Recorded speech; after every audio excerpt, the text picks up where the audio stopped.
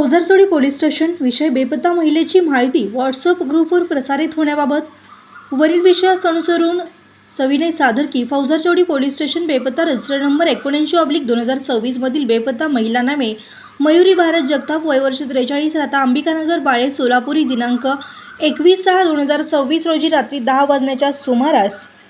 राहत्या घरी असताना कोणास काही एक न सांगता घरातून निघून गेली आहे म्हणून त्यांचा मुलगा